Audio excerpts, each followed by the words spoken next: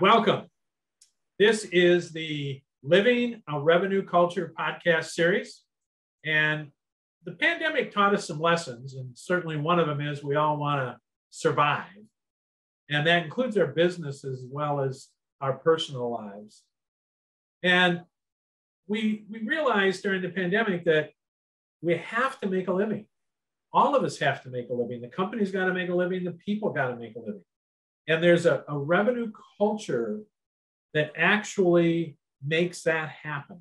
And it's the opposite of what most people think. They think they're going to make a lot of money and then they'll create a culture. And the truth is, your culture actually either inhibits or enhances your ability to make a lot of money. So we're exploring that in this series. We're glad to have you with us. Today, our guest is Steve Pieroway. And aside from being our podcast guest, Steve's right in the middle, hopefully he'll tell us a little bit about this, of launching his new Benevolent Marketing Limited company. And I have to compliment him. Steve and I worked together for 10, 15 years kind of thing. And when he decided it was the time to make a switch, he did a very wise thing. And that is he took months off, 6 months or more, Steve? Yeah, good 4 or 5 at least. And he thought about it. And so I'm going to have him tell you about it, because I think what he's doing is really the next generation of how business is going to get done. So I think it's really exciting. And so I want to introduce Steve to you. And Steve, welcome. Glad to have you here. Thank you, Rick. I really appreciate it and quite excited about today's talk.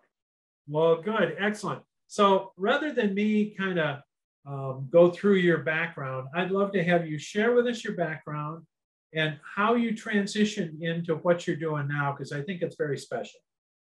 Absolutely. Well, I'm going to go back about 25 years when I was doing my commerce degree. And on the tail end of that, I did a paper, and it was in services marketing. And there was this concept that really struck me, and it was the search experience credence continuum. Right? That's how it's a way to define how customers or consumers can evaluate what they're purchasing. Right? So that really stayed with me. After my commerce degree, I went into advertising, and even though I love advertising, tons of value in advertising, there were some aspects of it that didn't quite resonate with me. And at the time I started working with a small software company named PolicyWorks. And this was in Calgary, and they were my first clients. And I was transitioning out of advertising, going back to do my master's with a goal of doing a PhD. So I was doing a master's with a thesis focus. And I started working part-time with PolicyWorks while doing my master's. And my master's was focused, and this is going to come full circle, even though I'm going way back. My master's was focused on, the thesis was social identity theory combined with relationship quality and how that impacts outcomes like loyalty, repeat purchase behavior, and word of mouth promotion. And that was really, to me, interesting, because it was this idea of trust. And trust as a meta construct was embedded in this, and we can talk about that later. So I started working with PolicyWorks. I finished my master's, and there was something about this company that I really liked. It was a small company at the time, 15 people. And just to your point, it was the culture. I loved going to work. I loved going. So I decided to delay doing my PhD. And I think there's a lot of viewers that understand how this happens. You say, I'm just going to do this for a couple of years and then. Well, the end then didn't quite come. So I spent about 15 years in total at PolicyWorks. And I went from being the marketing guy to leading the client services team, the marketing team, the sales team at different points. And all the while, mostly serving on the executive. So having that broad view of how a business works and what it takes and how the different pieces work together. So, and having fun, right? And that was the one thing, like I said, this idea of culture persisted throughout. So in 2019, PolicyWorks was sold, and I stayed on for about 18 months and really helped with the transition as the company was brought into the new company. And at that point, just to your comment earlier, I decided to take a break and take a step back. And I have 2 young boys, so it was perfect time. I spent some time with family. And then last fall, started to really think about what I wanted to do. And it was an experience I had renovating my basement that really crystallized or brought my future into focus. So with benevolent marketing. So I decided to start a consultancy, just like you said, based on the idea of value and trust, and how does that impact referrals? Because I don't know about you, but my behavior and what I've learned from other service providers is the majority of business will come from referrals, right? Oh, so-and-so told me to come see you. And yet what I've seen is nobody really knows how to track this or predict it or help accelerate it in a meaningful way, right? And so it's a hope. It's like, well, I hope these keep coming in. And that's not a good way to run a business. So here I am. Wow. Now, you told me a story about your contractor, and it was such a for your remodel, and it was such a great example of where you're going and what you're doing. Would you share that with us? Yeah, absolutely. So a year ago, we started the process of renovating our basement, and we had done an upstairs renovation about 10 years earlier. And the experience, it was okay. Actually, it kind of went sideways. So this time around, I thought, hey, I've been around this block once. I'm wiser. I'm smarter. We're in a better position. You know, we don't have to go with the cheapest. We can go with someone who we really think can bring value. So I went to friends who I knew were doing renovations, and I said, you know, would you recommend your contractor? And I got some recommendations. We had 3 come in. We got estimates. This one contractor, we really liked her, liked how she presented herself and how she talked about the projects. We decided to go with her. Well, so we get into it and things were going good. And we're in the context of COVID, so we knew things would be delayed a bit, but we had things start to happen that were started to be a little concerning. One of the windows was not centered. We had a delay in tiles. So we were starting to get behind project schedule, and there was a lack of communication back and forth, whereas initially there was the promise of every week we're going to sit down, we'll go through what's happened and where we are in the status. So we started in April, and fast forward to September. So this is the end of September. The project timeline was mid-July, was going to be our latest timeline. So we're now close to end of September. And my contractor sends me an invoice. It was a project bill, so it wasn't the final, and it was this invoice was almost the cost of the initial estimate. So I of course I just hit the floor. I said, we need to talk. And so we had added things on throughout the project, but it was like, hey, we'd like to do this, and she would say, okay, yeah, no problem, right? And that was the end of the discussion. So I sat down with her and I said, look, I'm going to be just frank with you. This is really high. I didn't expect this, but I have to tell you, going into this, kind of the framework that contractors are working from, I said, nobody trusts contractors. Nobody. I haven't met anybody who said, I really trust my contractor. I would trust him with my life. I've had a great experience. And I said, why do you think that is? So contractors start out from a trust deficit, right? Right from the beginning, you're in the hole. And the reason why is it's a combination of factors. They're an experienced credence service, right? So I can't tell if the contractor is really good or not. I can't go inside, someone else's home. I'm going off of, I have faith that you're going to do this well. It's a really high involvement process. So I have a lot at stake. It's my home. It's a lot of money. It only happens one time, right? So the stakes feel really high, which then means that I've got a high perceived risk, right? This to me feels very risky.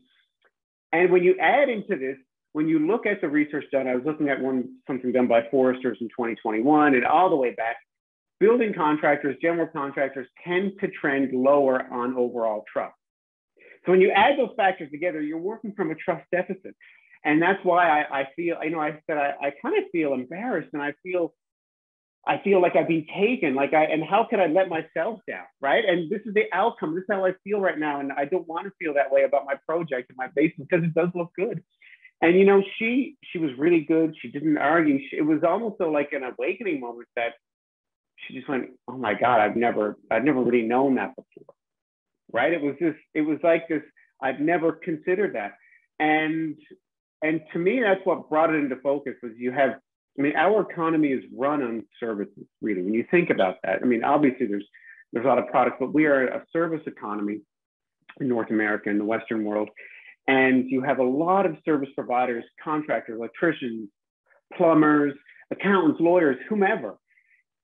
And they're providing the services that I can't tell, are you good or bad? Do you do a good or bad job? I wouldn't even know, right? With my lawyer, I pray and hope that my lawyer gives me good advice because that's the best I can do. I have no way to evaluate that, which means that it's this higher level of risk, and thus I have to have more trust. And what I've seen is that these professions tend to not focus on the customer experience as much as, and the customer mindset coming in, as much as how good they are. I'm technically proficient. I'm really good at doing lawyering stuff.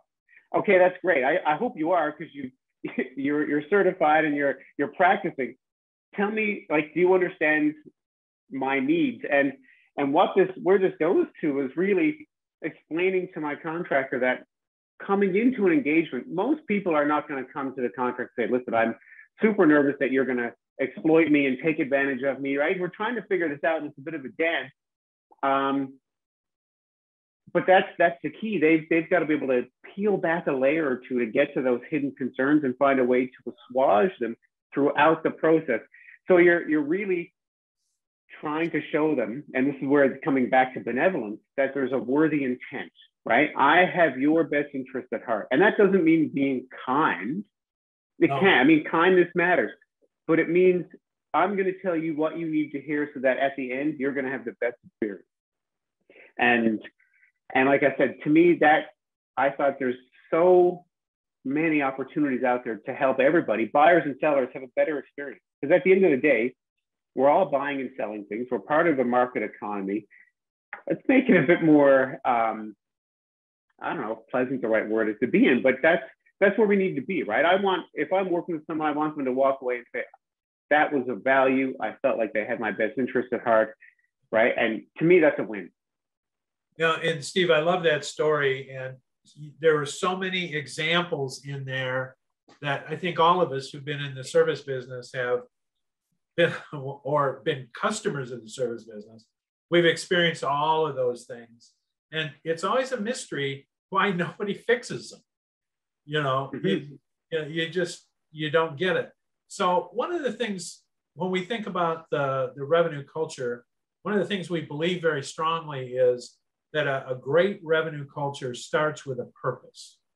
And, you know, obviously there are some people's purposes, I want to make as much money as I can. And that's a legitimate purpose, but it's a short-term mercenary kind of purpose. You know, when you talk about service businesses in general, they're typically long-term, and they typically probably have some purpose behind them. What's your purpose in your business, and how do you help apply that to your clients? That is a great question. I'm going to go really big with my purpose. And my purpose is to help create a better marketplace, right? And then when I say better marketplace, I'm focused on services. So I want to help sellers and buyers, because this is a dyad. There are two parties working together, have better experiences when it comes to selling, purchasing, consuming these what I would call like high credence, high involvement, high risk, low trust situations, right? Because to me, even though they may not happen as often as buying a product, you know, buying a phone, whatever that may be, they're really important, critical moments in our lives. So I want to help create a better environment through which these transactions and relationships form and take place. I love that. Love that. Now, how do you message that to your client? I mean, you're a messaging guy. Yeah, that's excellent. So to my clients, it would start with helping them understand this idea of a trust gap or a trust deficit, right? Why are we there? Why, when when somebody says, oh, I just don't trust contractors. Well, there has to be a reason behind that, right? Or I'm kind of leery of my accountant or my lawyer. Well, let's help you understand why. Because if you know why, you can help message and create an experience around how to make that better, right? So, let's just say I'll pull an industry that I'm not working right now, but accounting, right? So let's say accounting. We'd probably say, hey, I just recently did this. I went to some friends and said, who do you work with? Who's your accountant? I'm thinking of switching. And they gave me a recommendation. So as the accountant getting this referral in, right, I'd want to have a mindset of what is this person going through, right? What are they thinking? And what are the table stakes things that I'm going to just say, hey, I'm proficient here and I've got my credentials, but what is their mindset? And then helping the accountants in that firm understand what's the mindset. And I'm going to borrow something that you worked on a lot of, this ideal future state, right? Yep. So I've got this mindset and I'm maybe anxious and I'm a little leery. Okay, how do we work with that and get to an ideal future state? And,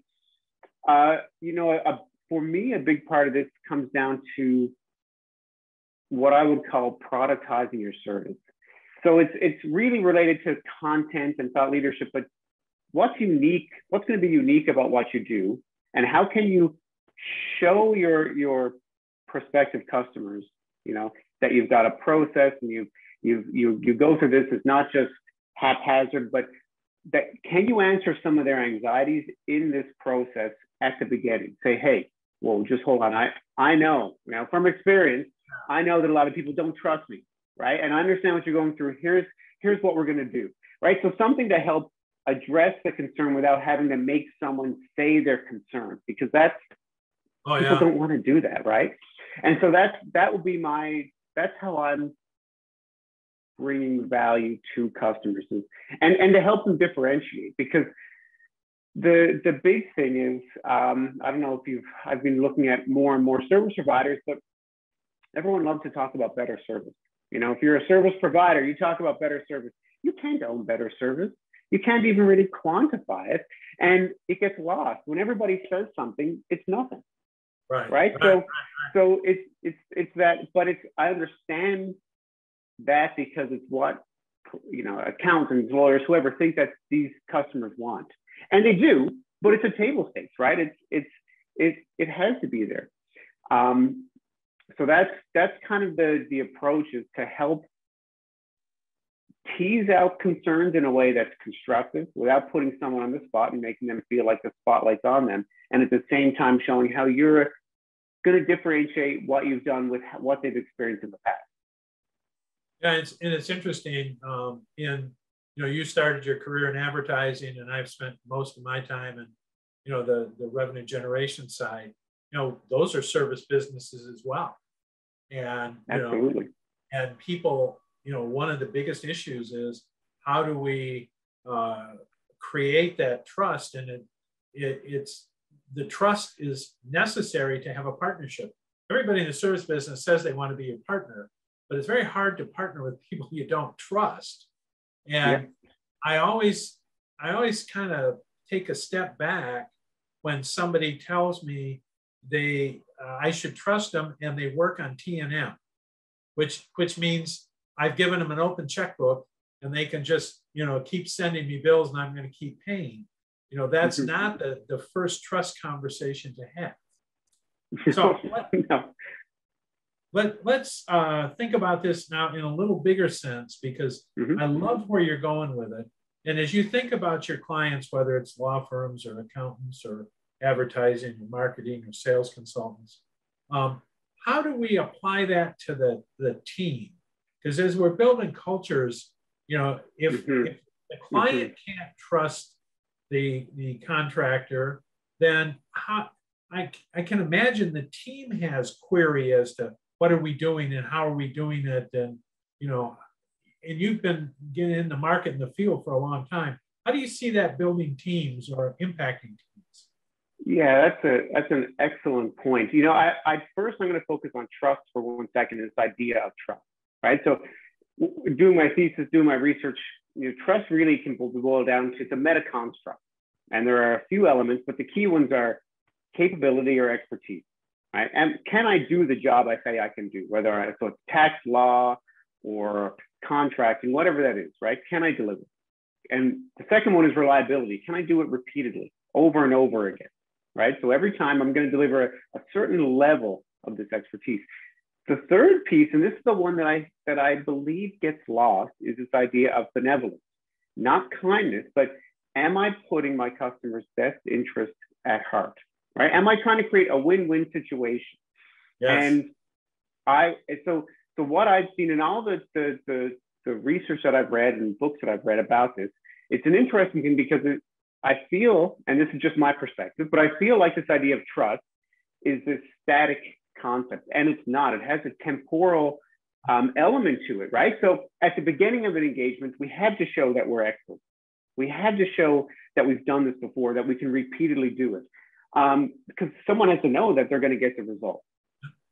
However, as we move through an engagement, whatever that looks like, the weighting of these things change. Once I understand and you've demonstrated you can do something, well, I put that to the side. Right now, I'm thinking about what's behind the scenes that I don't know, and are there going to be surprises? How are you going to surprise me, good or bad? Because I'm waiting for that. I'm waiting for the shoe to drop. Okay, and so that's where this idea of benevolence really kicks in. So if I'm building this within teams, it's helping teams understand, and the members understand, look, at the beginning, we're going to lean in on expertise. We're going to show this.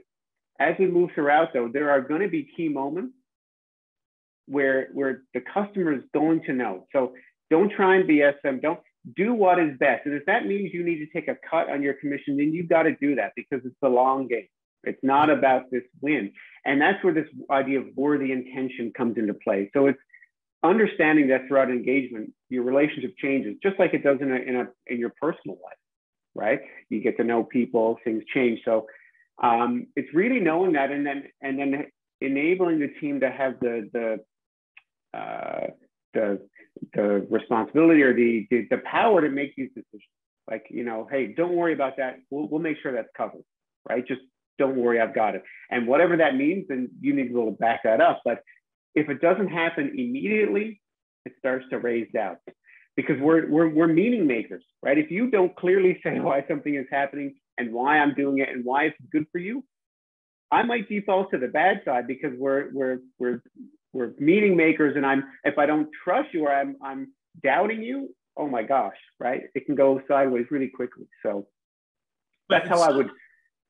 It sounds like what you're describing, in addition to the fact, in this particular contract relation with this particular client, in addition, you're creating a model that scales because you're defining the kind of the white lines of the road for the employee and for the client, so that we're all playing down that. We have the set of expectations.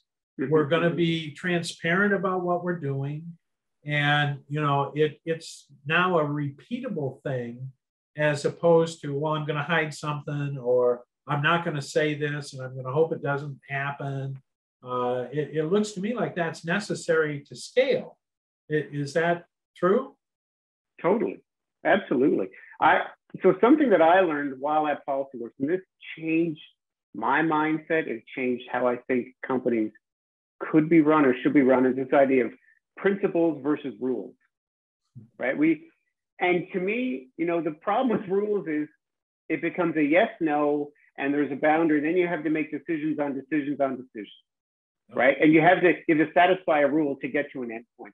Whereas with a principle, you go, hey, one of our principles is, never leaving an engagement or a phone call or an interaction with an unhappy customer. Let's just say it's your principle. Well, then you can gauge that. You say, hey, I'm going to do what's necessary, right? It boggles my mind that more companies haven't taken the Nordstrom's approach or the Tom's approach or the Zappos approach to running their business.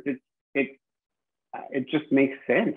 But I think there's a fear there because they're like, well, what if somebody says, I'll give you a house? Or they go to this extreme place that nobody would do that, especially if you're sharing information internally. So to me, it's really a rules versus principles approach. And to your point, when you have those in place and everyone understands why, right? So there's lots of communication internally about why are we behaving this way.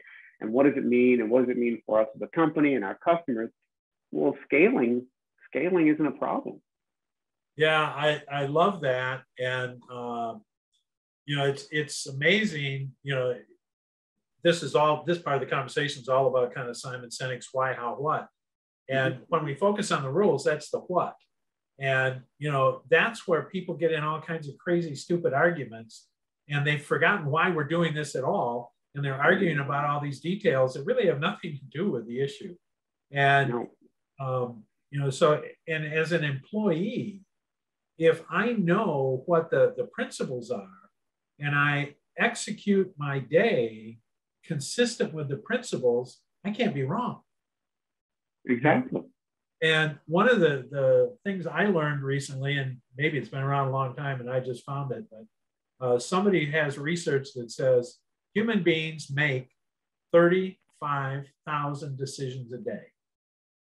And now 800 of them are about what we eat, but that's still a lot of decisions considering we sleep for 8 hours. That means at work, we make a lot of decisions about work. And what I loved about what you said is, as an employee, if every decision I make is consistent with the principles, actually over time, I evolve our processes and our transactional details.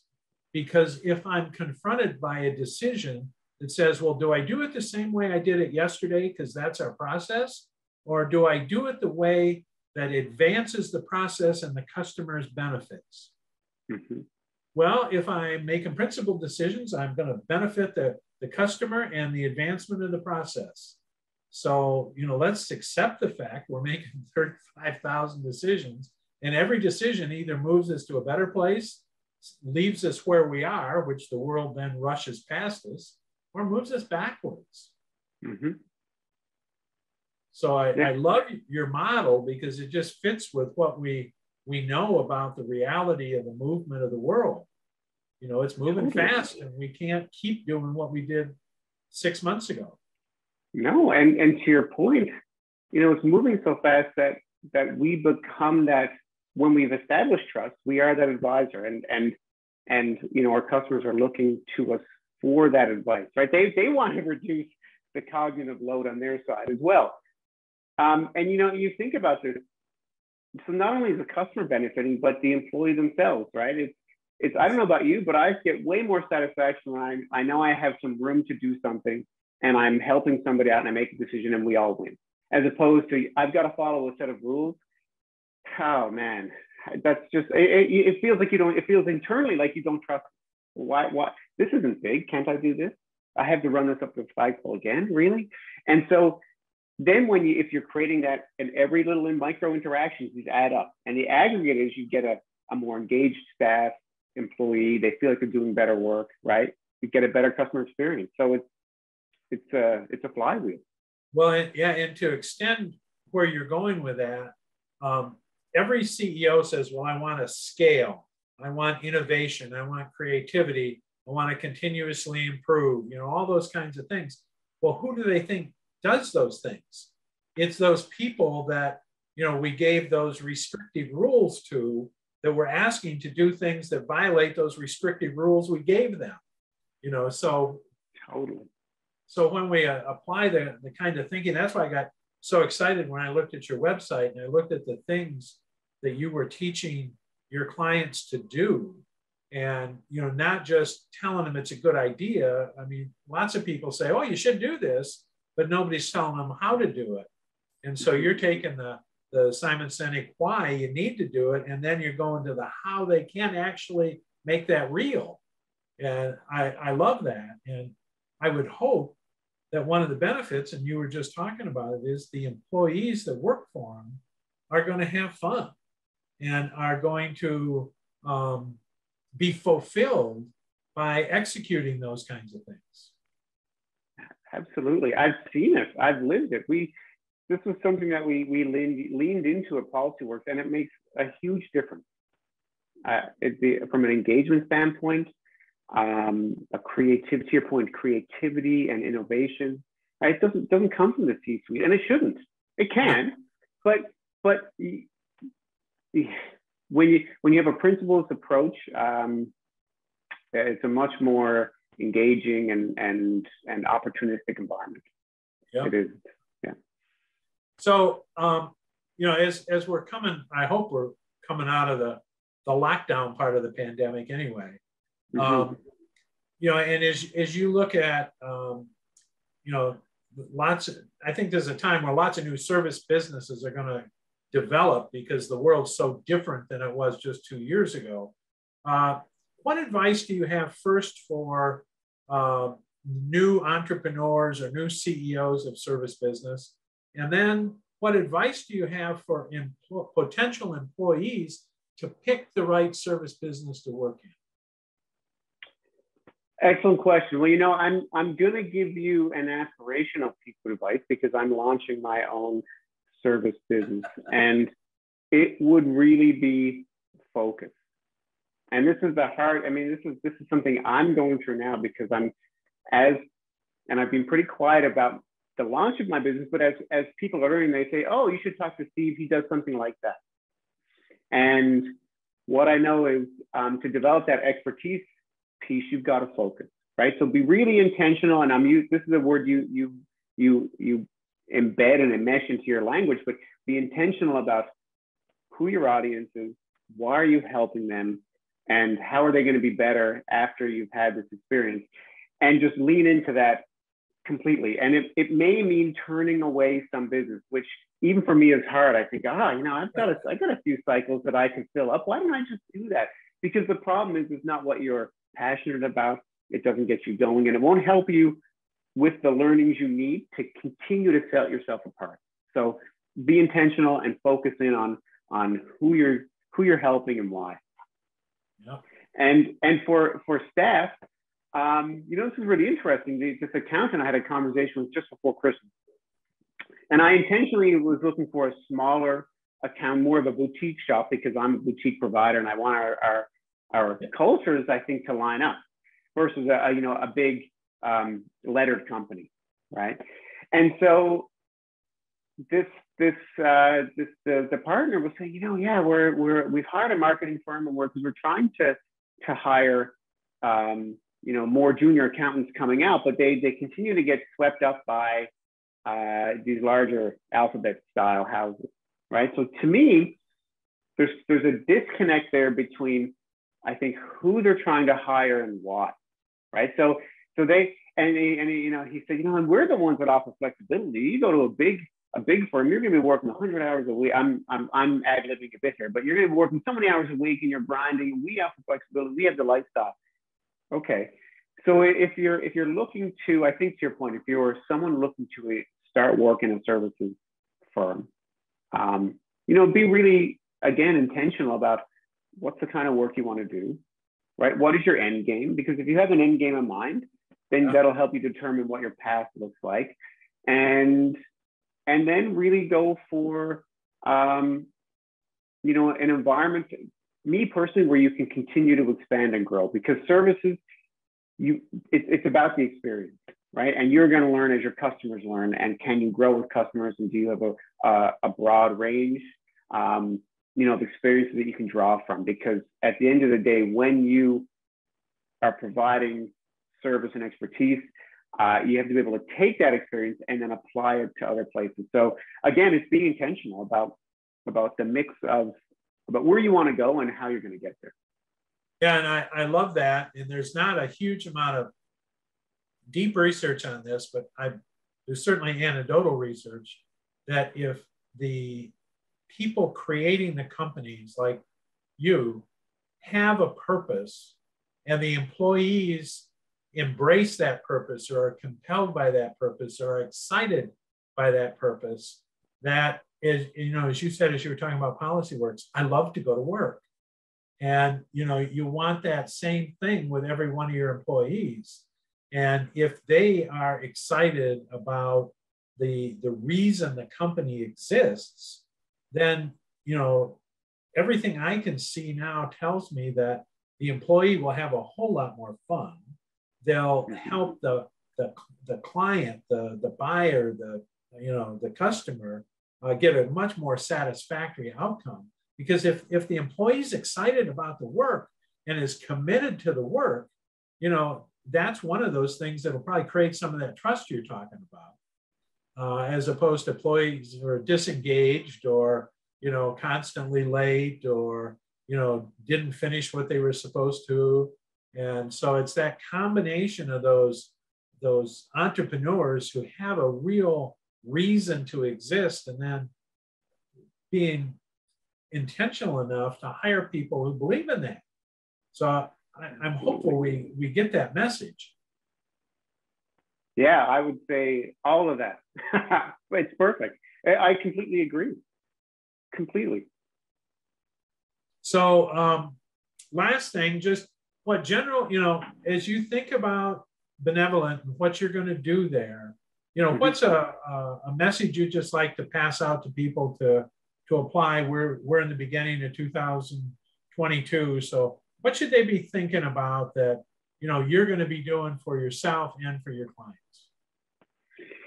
Yeah, so I'm gonna narrow my scope a little bit here. I'm thinking about service providers that are, it's difficult to evaluate how good they are, high involvement, potentially higher feelings of risk and lower trust is really trying to understand the mindset of the customer coming into an engagement. Because once you understand that, you can start to understand how they're feeling, because it's feelings. It's always feelings first, right? We've got this, we have feeling and then we rationalize. And so you've got to hit the feeling and then help them understand, which is the cognitive part, and then build your process and messaging around that. Because that is really, for service businesses, referrals are where it's at, and people are extending trust, right? So some of your customers are going to extend you trust, and that's like a trust debt. You've just borrowed trust off of someone, and you got to deliver on that. So understanding those pieces, I think, will help differentiate providers. Because if you're not going down that path and you're doing the same thing, like we offer better service and we'll give you better rates, you're just more of the same, but you're unknown, right? So people stay with the devil they know. And so to me, that's the big thing. And where I'm really going to lean in as well is trying to understand, someone coming to a marketing, well, there's a ton of marketing consultancies out there. Why me, right? Why would I go to this guy? And I don't even know him. So I'm in the same boat. So I'll be going through that, living that process as well. Well, I absolutely love that. And, when you talked about the importance of establishing that trust, and the three levels that you talked about earlier, when people can't differentiate, if all you do is talk about the details of what you do, you sound like every other person they've talked to. And the only words they understand and can differentiate between you and the other five is what do you cost? And totally. And that's, that nothing about value. And you started our conversation today all about value. And so I love that part of what you're doing. And I'm thrilled to have you had us and be with us today. And so thank you for joining us on this podcast. Rick, thank you for having me. Always a pleasure to talk to you. I know I come away with something that's a nugget that I can use. So, happy to be here and really appreciate you having me on. Well, I thank everybody else for joining us today. I've had a ball with Steve, and I really, if any of you are in the service businesses and you're looking for marketing support, I can't make a better referral than to refer you to Steve. So thank you for joining us today, and we'll see you at the next one. Thanks.